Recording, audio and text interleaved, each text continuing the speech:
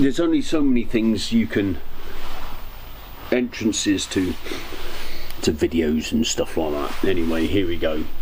In the summertime it'll be different. I'll be outside a lot more because it's a windy and rainy day, and that is now my worst type of weather for travelling in, wind and rain.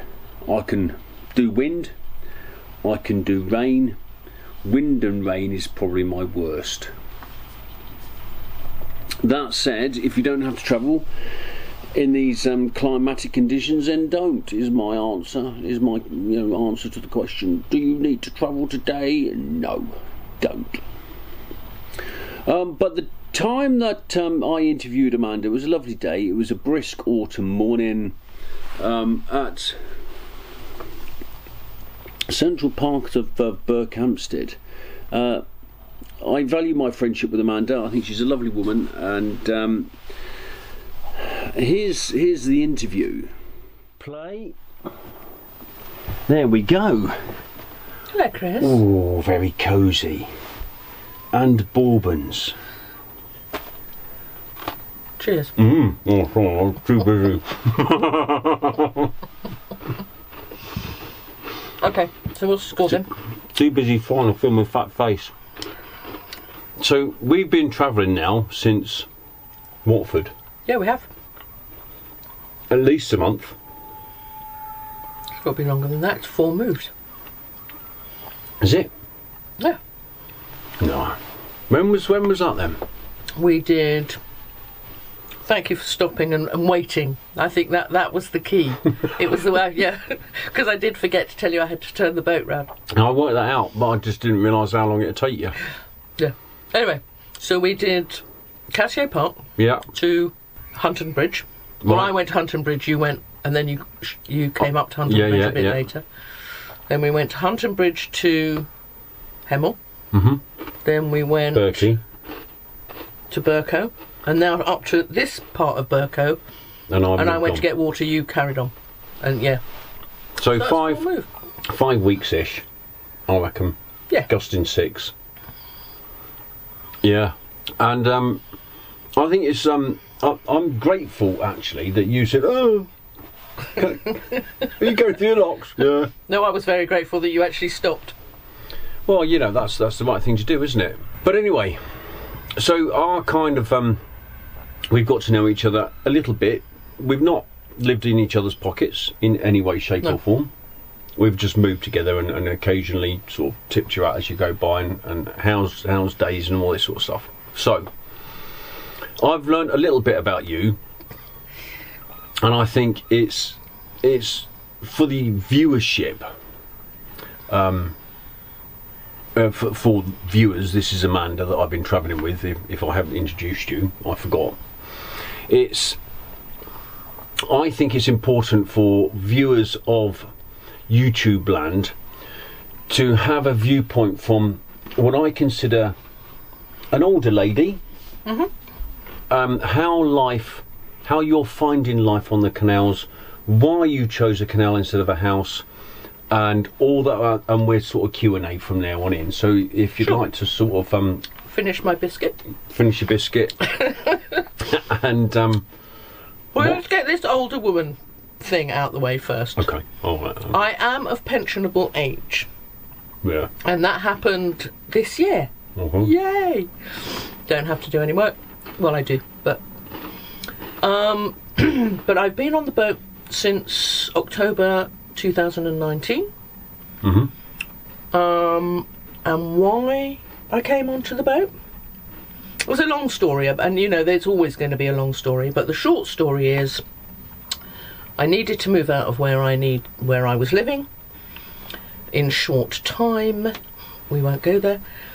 I've got 2 cats, and everywhere I looked at, renting wise, either there was a direct no, couldn't take the cats, or the price went up. And It was like, I couldn't believe, and also I couldn't believe the price of renting. Again, I don't know why it was such a shock, but it's always. But this is pre-COVID, so there wasn't the COVID thing either, was there? Nope. So that was just supply and demand of house prices, rent going up, people capitalising on that. And this is North London. as well. Okay. And at that time, I was gardening, which wasn't what my main job was. We'll get onto that probably later. But so I needed good transport into where my clients were and all of that sort of stuff. And then one of my best friends said, "Why don't you buy a boat?" And I went, "Oh, don't be stupid. I am that old. Why would I do that? Hard work, etc." And yet, I've been walking the canals. I'm a Londoner. Forever. I'm a Londoner. Yeah, exactly. 'Cause I love London. So it all happened from there. And the people I bought the boat from, when I went up to see the delightful Madge, because that's what obviously we call her, because her name's Majestic, they said, do not buy the first boat you see. So within 2 weeks I'd seen 20 boats. Came back to Madge. But you didn't buy Madge as the first boat you saw, although you did buy Madge as the first boat. You did. Yeah, she was the first one I saw. You did view other boats. It wasn't, "Oh, here's Madge, I'm buying it." So you went. That's what I wanted to do, and because of that piece of advice, and it was seriously good advice. Yeah.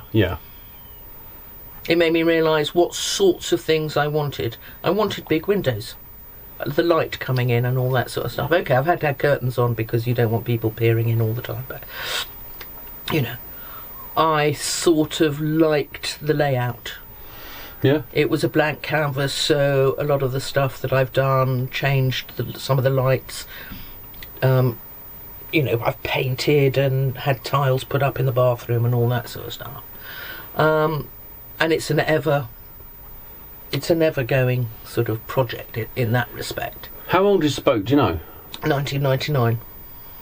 It was built in 1999. By? Marine Services in Crick. Okay. So good stock, really. And it was a holiday boat. It was a holiday boat, yeah. It was built as a holiday boat. These sorts of things you learn as you go along, Yeah. So, essentially, well maintained because it was a holiday boat. Yeah. You bought it 20 years on. Yep. And you know what? Yeah. I mean, she's done me so brilliantly. I mean, I don't know anything about engines. I didn't know anything about heating. I didn't know anything about, how the gas worked. Yeah, same as me. And you just learn it. You do. And with a lot of good intentioned boater community type people going, "Oh, you could do that." And that's one of the things I've loved about being on the canal. You can step out your boat, and if you absolutely need to, somebody will just pop into your life and go, "Why don't you do it that way?" Without Facebook, without, all that sort of stuff. Okay, yeah. But that's one of the things that I wanted to buy a new boat because I have all those fears that you had. Yeah. But I think you've jumped into it 2 feet and you've done particularly well. I mean, do you find it difficult? I was really surprised at how easy my whole being just went, "This is where I should be." Okay. And the point about the boat was I felt as though, as I've done a number of times in my life, it is so easy to go from work, not having any work. I could be on the street and then something happens and then you come in. But this time, 3 years ago, 63, I was like, "Oh gosh, this could be it." And then the boat came up. And that sort of, so I'm how close to I mean, I think that there's a very fine line. Come on, you've been in the military. You know. Yeah, I do. Yeah. That a lot of people who come out of the military end up homeless. You almost slipped down to Maslow's hierarchy of needs. Yes. And as I did, to be honest. And because of your previous role and job, you could probably cope. But it's not It's not a life. It's not living, is it? It's not existing. easy. But on the boat, so you've argued that your emotional state has improved since you've been on the boat. But what about practically? It's not easy. I mean, come on. I'm very fortunate. I can still carry 25 kilos of coal up and down to put onto the top of the boat and bring it down again. And that's good going. That So, where did I get that strength? I have no idea. But I'm relatively fit. I'm not as fit as I should be. And my doctor says I need to take all sorts of pills, and I was like, no, we're not doing that. I cycle everywhere, or walk. I don't have a car. I'll tell you one thing about the boat, though. I could not do it without the support of my family. My brother is always there. If I really cried and went, please, can you come down and help me? He would be here in a flash. That's nice. Which is fabulous. Yeah. People like your good self. You just turn up. How lovely is that? You'll tap on the window if you're walking past and go, hi. We'll have a little chat, etc., etc. And a lot of people do that. That takes time to get those relationships, which I think you're finding now. Yeah, only just. Yeah, and I've only been on gusting 5 months, and I'm starting to find my feet. Yeah. Starting to, having met you, I chatted. That's the reason why I was late coming down. Duncan was on the towpath, so we were like, exactly. man. Yeah. And then there's Christian further up, and then I've met so many nice people, and I think actually since Watford. Because it takes time to figure out who you are. Yeah, it does, yeah. Why you've done this. Yeah. And be comfortable in what you're doing and how you're doing it. Yeah. I mean, who knew that I could actually tow a however many ton boat this is through a lock? Yeah. Okay, it's on water and all that sort of stuff, but But you're dragging it as well, aren't you? Yeah. And you are so much better at lighting the fire than me. This is my 4th winter. Don't forget, practice makes perfect. Honestly, it starts off well and then go to bed. No, that's what I do. Okay, so moved on to the boat, been on it since 19. You went through the famous vid. How was that living sort of on the water? COVID. I hate to say this, because so many people didn't like it. I thought it was one of the best things that was happening. I was in a spot. I didn't even realise that COVID was happening. I'd stopped listening to the news. I didn't know what was happening, and suddenly somebody said, "We'll be locked down by the end of next week." And it's like, what are you talking about? Yeah, what is locked down? What? Yeah, exactly. Yeah. I was in Kensal. It was, I moored up, and I was looking at I remember this distinctly. I was looking at my calendar going, oh, I've got to move on this date, because we have to move obviously every 2 weeks. And, that's fine, because I can carry on going south, because my aim was to get to Victoria Park at that point. And then people on the table were going, no, we'll be locked down by then. And that particular 2 evenings later, or whatever it was, there was an announcement going, yes, we're locked down, and our delightful Canal River Trust people, the CRT, said, no boats, need to move. And it's like, yes! So I was near a big Sainsbury's, near a water point. I had a few people around me who were absolutely lovely. And... So you proffed by chance because you were close to all those amenities? Yeah. In the middle of nowhere? Well, I wasn't in the middle of nowhere. No, but if you were, it could be a different... Well, you could still move. I think if I was in the middle of the new, I would have found somewhere else to go. But by that time, I think everybody was... Yeah. Was settled. Also, I could cycle to my mum's. Right. So that was also easy. It was a long way. It was about 12 miles. Day-to-day life, let's bring it forward. Day-to-day life. Do you have job chores? Are you always busy? Every single day. Are you always busy on the boat? Always busy. I don't know where the time goes. I know. In reality, I mean, look, I've mostly lived alone, so doing the washing up, doing the sweeping up, doing the additional ones in winter on the boat are the fire. That's the big thing. If you don't get the fire clean and properly right, and you've got to clean the glass, and it's dirty and filthy, and oh God, do we have to do this? Can't somebody else do it for me? No, just get up and do it. Yeah. I hate cooking. Always have. Right. So I will have the quickest meals. Bourbons. Exactly. Yeah. Yes, of course I can boil pasta and sort of open, Like last night I had mashed potato and beans. Okay. There is a nice prawn dish I can teach you. Thank you. You watch on the YouTube. Very simple. There's some Feed Me Friday ideas I got. Okay, good. Yeah, well, I should really have a look. I don't blame you. So no, I mean, throwing stuff around, in terms of the wood, the coal, I've still got to do the laundry. Yeah. You still have to do the washing up. Yeah. But you wouldn't go back to land? No. Why? Land is so easy.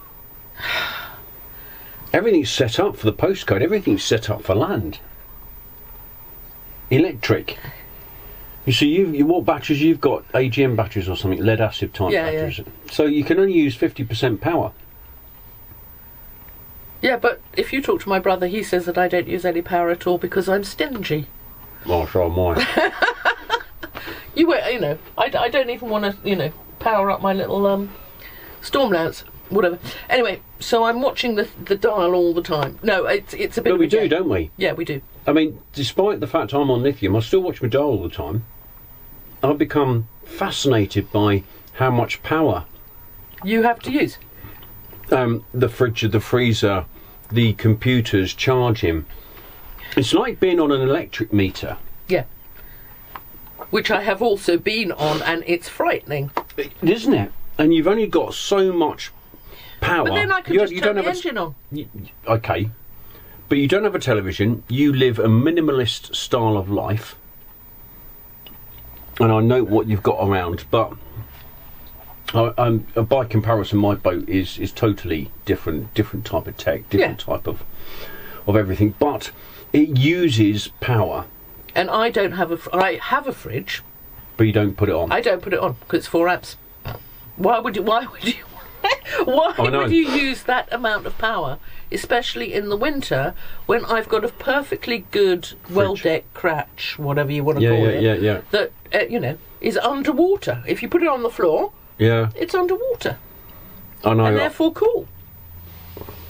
And in the summer I've got a little plug-in 12-volt thing, but I don't take milk. Cheese doesn't necessarily have to go in a fridge. No.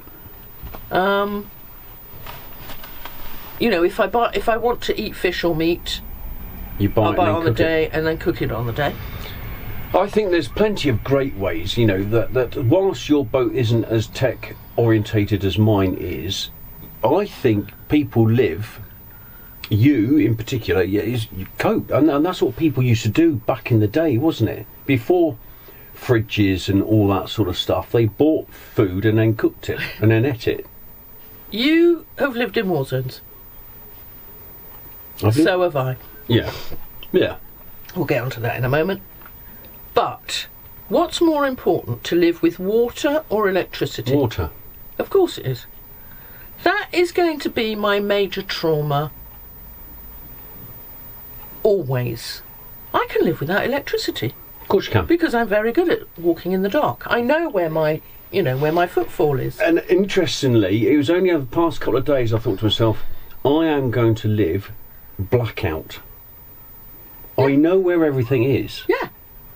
And actually, I can navigate my way with bumping into a little bit. Oh, that's where that is, and I know where everything is in the galley. Yeah, of course you do, because you put it there. Yeah. So you don't need light. And whilst I'm being stingy by not putting light on, I am thinking, could I live on this boat without any light? Yes, you can. Yeah, and in the summer it's even better. Yeah. Big wheel. Because you got your solar panels as well that you can actually. You know, I do read in bed. Got a little toot. You know, if I think that my batteries will take it, I'll put my light on for half an hour. How big are your batteries? I have no idea.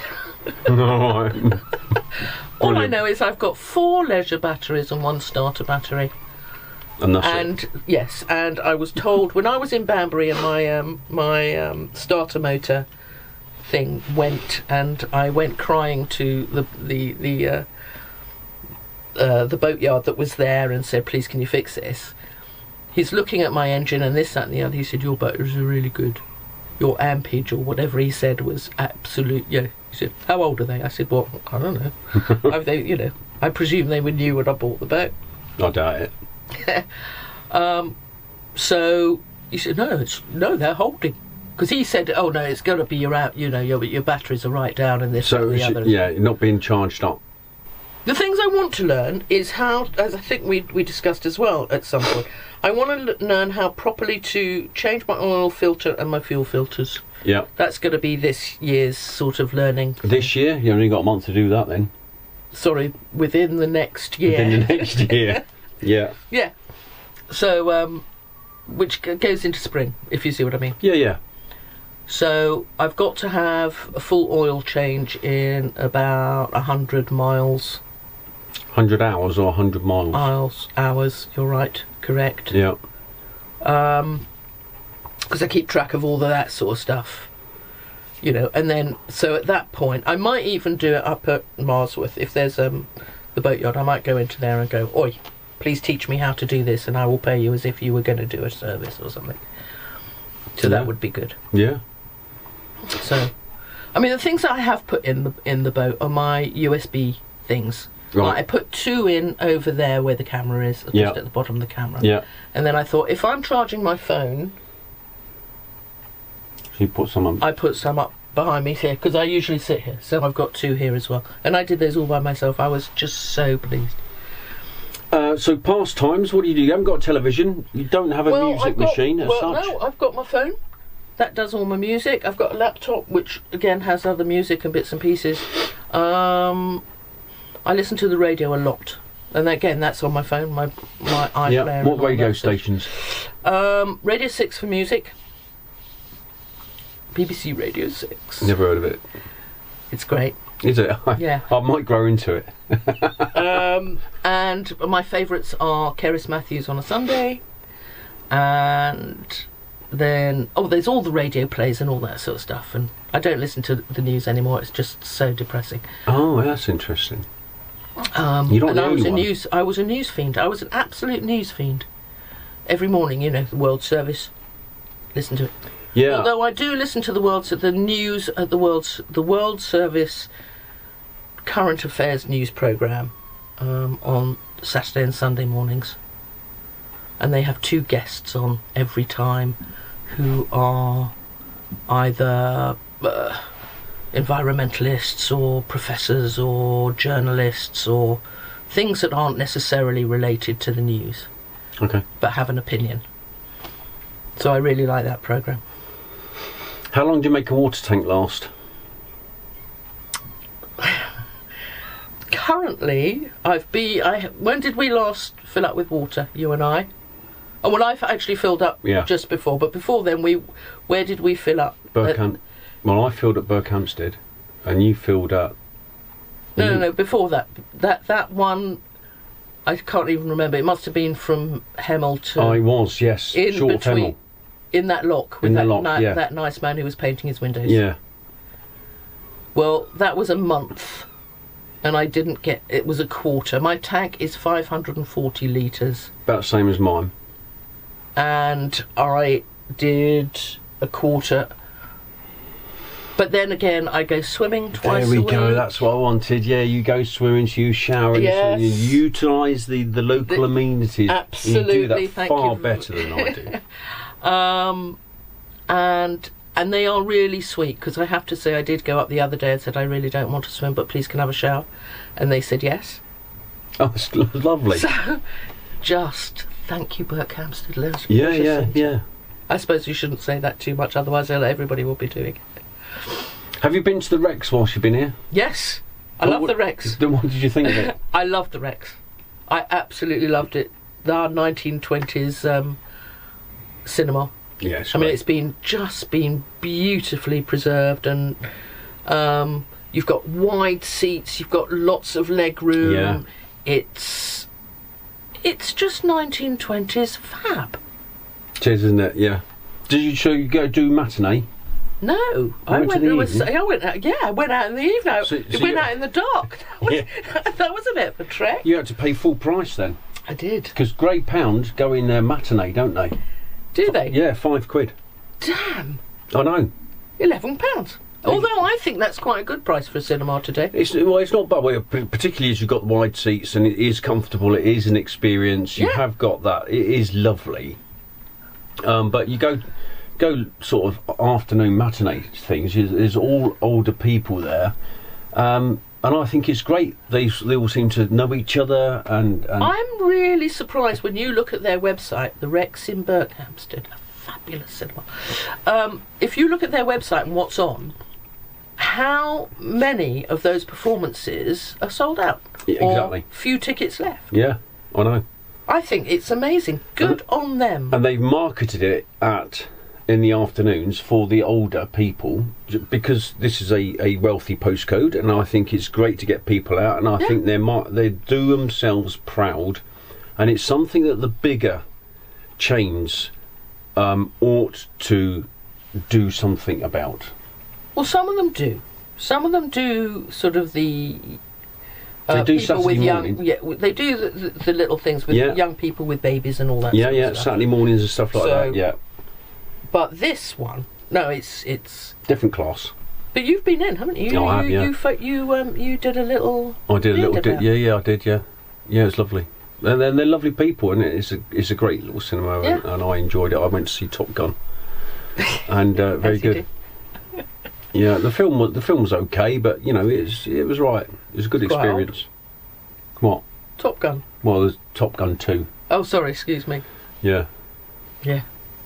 Anyway, Amanda, thanks very much for your time. Oh, I love it. We need to meet up next year sometime, and when I'm on my way down, or if you're coming up, I'll keep in touch.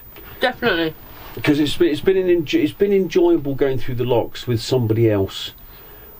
Whilst I don't mind doing locks, you're not a dreadlock man. I'm no Christian top bloke. It is a challenge doing it on your own by comparison to whizzing through. You prep the lock, you close them up, and all the rest of it. We have whizzed through what would take, I reckon, another 2 hours. Closing the locks. Doing the locks by yourself. There's the difference of 5 or 6 locks, add 2 hours if you're doing it by yourself. Unbelievable. Thanks for your time. Thanks for your friendship. And thanks for the bourbons. That will continue. Yeah. The bourbons, I'm not so sure. Look. One left. No. And anyway, Amanda, sun's shining. Thanks very much, and well, until next time. Yeah. I cut that interview short in the edit because I think an hour is a long time. Whilst I was, even during the edit, I didn't have to edit an awful lot, to be honest. I was intrigued. I was interested in what Amanda had to say. I think an hour's a long time on the tube. What can I say? Diamond. She is absolute diamond, and an inspiration for those people in the Grey Pound who want to think about boating. Amanda's a great example of what you could do, but it is not the home. On the postcode, in the street, it is a different style of life. Amanda brushes over a lot of that. I'm going to try and dig a little deeper next time. Thanks for watching, thanks for liking, thanks for subscribing. Will there be a part 2? Well, I've got enough material for part 2.